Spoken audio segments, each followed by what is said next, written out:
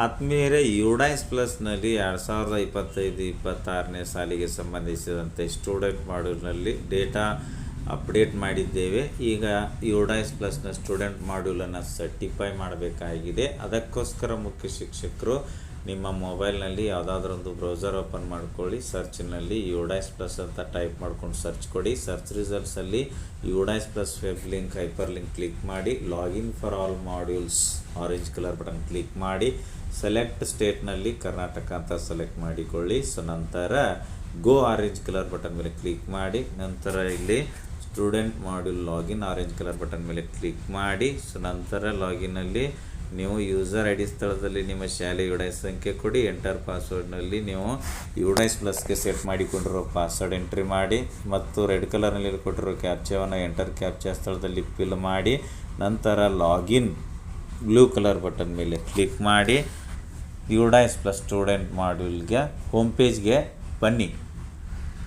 So welcome ಪೇಜಲ್ಲಿ 2025-26 red colour button ಮೇಲೆ click ಮಾಡಿ. ಸೊ ನಂತರ ಇಲ್ಲಿ ಸ್ಕೂಲ್ ಇನ್ಫಾರ್ಮೇಷನ್ ಒಂದು ಪಾಪ್ ಪೇಜ್ ಬರ್ತದೆ, ಕ್ಲೋಸ್ ಮೇಲೆ ಕ್ಲಿಕ್ ಮಾಡಿ. ಸೊ ನಂತರ ಇಲ್ಲಿ view section wise button click ಮಾಡಿ. ಇಲ್ಲಿ ನಿಮಗೆ ನಿಮ್ಮ ಸ್ಕೂಲ್ನ ಗ್ರೇಡ್ ಅಥವಾ ಕ್ಲಾಸ್ ವೈಸ್ ಸ್ಟ್ರೆಂತ್ ಇಲ್ಲಿ ನಿಮಗೆ ಶೋ ಆಗ್ತಿರುತ್ತೆ. ಆಮೇಲೆ ಇನ್ಕಂಪ್ಲೀಟ್ ಸ್ಟೂಡೆಂಟ್ಸ್ನಲ್ಲಿ ಎಲ್ಲನೂ 0 ಇದೆ. ಒಂದು ವೇಳೆ ಇಲ್ಲಿ ಸಂಖ್ಯೆ ತೋರಿಸಿ ಅದು ರೆಡ್ ಕಲರ್ನಲ್ಲಿ ತೋರಿಸ್ತಾ ಇದ್ದರೆ ಆ ಒಂದು ಕ್ಲಾಸ್ನಲ್ಲಿರೋ ವಿದ್ಯಾರ್ಥಿಗಳ GP EP FP ಫಾರ್ಮ್ಸನ್ನು ನಾವು ಕಂಪ್ಲೀಟ್ ಮಾಡಿಲ್ಲ ಅಂತ ಅರ್ಥ. ಸೊ 0 ಇದ್ದರೆ ಮಾತ್ರ ಸರ್ಟಿಫೈ ಮಾಡಲಿಕ್ಕೆ ಬರುತ್ತದೆ. ಮತ್ತು ಒಂದು ಸೂಚನೆ ಏನಪ್ಪ ಅಂದರೆ STS ಯುಡೈಸ್ ಪ್ಲಸ್ ಎರಡರಲ್ಲಿಯೂ ಸ್ಟೂಡೆಂಟ್ಸ್ ಸೇಮ್ ಇರಬೇಕು. ಅಂದರೆ ಉದಾಹರಣೆಗೆ SATS ಅಲ್ಲಿ ಸ್ಕೂಲ್ ಸ್ಟ್ರೆಂಗ್ತು 200 ಇದೆ ಅಂದರೆ ಯುಡೈಸ್ ಪ್ಲಸ್ಸಲ್ಲಿನೂ ಕೂಡ ಸ್ಟೂಡೆಂಟ್ ಸಂಖ್ಯೆ 200 ಇರಬೇಕು. ಒಂದು ವೇಳೆ ಡಿಫ್ರೆನ್ಸ್ ಇದ್ದರೆ STSಗಿಂತ ಜಾಸ್ತಿ ಇದ್ದರೆ ಯುಡೈಸ್ ಪ್ಲಸ್ಸಲ್ಲಿ ಈ ವರ್ಷ TC ಹೋದ ಮಕ್ಕಳನ್ನು ನಾವು ಲೆಫ್ಟ್ ವಿತ್ TC ಅಂತ ಮಾಡಿಲ್ಲ ಅಂತ ಅರ್ಥ. ಒಂದು ವೇಳೆ STSಗಿಂತ ಯುಡೈಸ್ ಪ್ಲಸ್ಸಲ್ಲಿ ಸ್ಟೂಡೆಂಟ್ ಸ್ಟ್ರೆಂಗ್ತು ಕಡಿಮೆ ಇದೆ ಅಂತಂದರೆ ಈ ವರ್ಷ ನಾವು ಅಡ್ಮಿಷನ್ TC ಮೂಲಕ ಅಡ್ಮಿಷನ್ ಮಾಡಿಕೊಂಡಿರ್ತಕ್ಕಂಥ ವಿದ್ಯಾರ್ಥಿಗಳನ್ನು ಯುಡೈಸ್ ಪ್ಲಸ್ನಲ್ಲಿ ಇಂಪೋರ್ಟ್ ಮಾಡಿಕೊಂಡಿಲ್ಲ. ಸೊ ಅದಕ್ಕೋಸ್ಕರ ಯುಡೈಸ್ ಪ್ಲಸ್ನಲ್ಲಿರ್ತಕ್ಕಂಥ ಸ್ಟೂಡೆಂಟ್ ಸಂಖ್ಯೆ STSನಲ್ಲಿರ್ತಕ್ಕಂಥ ವಿದ್ಯಾರ್ಥಿಗಳ ಸಂಖ್ಯೆಗಿಂತ ಕಡಿಮೆ ಇದೆ ಅಂತ ಅರ್ಥ. ಸೊ 2 ರೀಸನ್ದಿಂದಾಗಿ ಸ್ಟ್ರೆಂಗ್ತು ಡಿಫ್ರೆನ್ಸ್ ಇರ್ತದೆ. ಡಿಫ್ರೆನ್ಸ್ ಇರಬಾರ್ದು, ಸೇಮ್ ಟು ಸೇಮ್ ಇರಬೇಕು. ಆಗ ಮಾತ್ರ ನಾವು ಸರ್ಟಿಫೈ ಮಾಡಬೇಕು. ಸರ್ಟಿಫೈ ಮಾಡಬೇಕಾದ್ರೆ ಎಡಗಡೆ ಇರ್ತಕ್ಕಂಥ ಮೆನುಗಳಲ್ಲಿ ಸ್ಕೂಲ್ ಸರ್ಟಿಫಿಕೇಷನ್ ಮಾಡ್ಯೂಲ್ ಮೇಲೆ ಕ್ಲಿಕ್ ಮಾಡಿ. ಸೊ ನಂತರ ನಿಮಗೆ ಇಲ್ಲಿ ಬರ್ತಕ್ಕಂಥ ಇಂಟರ್ಫೇಸ್ ಪೇಜ್ನಲ್ಲಿ school certification module data not certified ಅಂತ ರೆಡ್ ಕಲರ್ನಲ್ಲಿದೆ. ಇಲ್ಲಿ ಸರ್ಟಿಫೈ ಯಾವ ರೀತಿ ಮಾಡಬೇಕಂತ ಇನ್ಸ್ಟ್ರಕ್ಷನ್ನ ಒಂದು PDF ಇದೆ, ಬೇಕಿದ್ರೆ ಡೌನ್ಲೋಡ್ ಮಾಡಿಕೊಂಡು ನೋಡ್ಬೋದು. ಆಮೇಲೆ ಟೋಟಲ್ ಸ್ಟೂಡೆಂಟ್, ಕಂಪ್ಲೀಟೆಡ್ ಸ್ಟೂಡೆಂಟ್, ಇಲ್ಲಿ ಇರ್ತಕ್ಕಂಥ ಸ್ಟೂಡೆಂಟ್ ಸಂಖ್ಯೆ ಎರಡರಲ್ಲಿಯೂ ಸೇಮ್ ಇದೆ. Next in progress not started, ಇಲ್ಲಿ ಸ್ಟ್ರೆಂಗ್ತು ಅಥವಾ ವಿದ್ಯಾರ್ಥಿಗಳ ಸಂಖ್ಯೆ 0 ಇದೆ, ಇಲ್ಲಿ 0 ಇರಬೇಕು. ಇನ್ ಪ್ರೋಗ್ರೆಸ್ ಅಂದರೆ ಯಾವ ವಿದ್ಯಾರ್ಥಿಗಳ GP EP ಮಾಡಬೇಕಾದ್ರೆ ಆ ವಿದ್ಯಾರ್ಥಿಗಳ ಒಂದು ಫಾರ್ಮ್ಸಲ್ಲಿ ಇನ್ಕಂಪ್ಲೀಟ್ ಆಗಿದ್ದರೆ ಇನ್ ಪ್ರೋಗ್ರೆಸ್ ಅಂತ ಬರ್ತದೆ.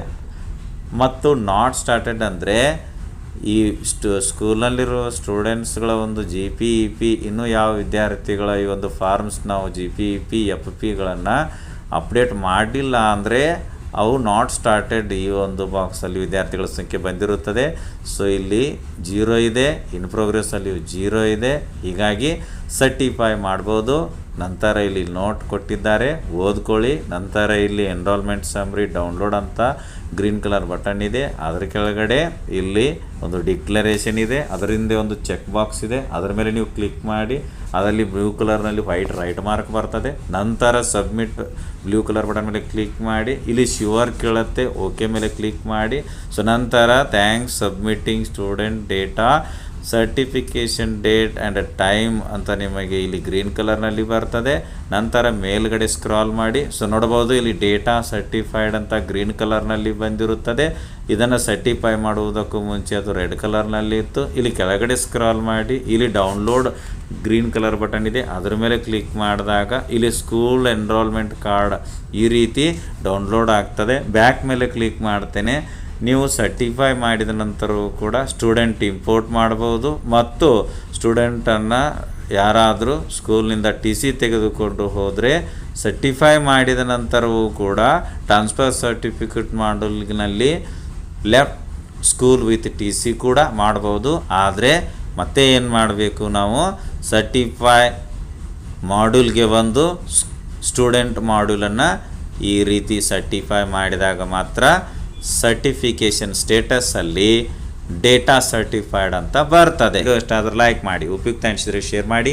ಈ ರೀತಿ ವಿಡಿಯೋಗಳಿಗಾಗಿ ಚಾನಲ್ಗೆ ಸಬ್ಸ್ಕ್ರೈಬ್ ಆಗಿ ಬೆಲ್ ಬಟನ್ ಪ್ರೆಸ್ ಮಾಡಿ, ನೋಟಿಫಿಕೇಷನಲ್ಲಿ ಆಲ್ ಸೆಲೆಕ್ಟ್ ಮಾಡಿಕೊಳ್ಳಿ. ನಾವು ಮಾಡೋ ವಿಡಿಯೋಗಳ ಅಪ್ಡೇಟ್ಸ್ ಪಡಿತಾ ಇರಿ. Thanks for watching. ಧನ್ಯವಾದಗಳು. ವಂದೇ ಮಾತರಂ.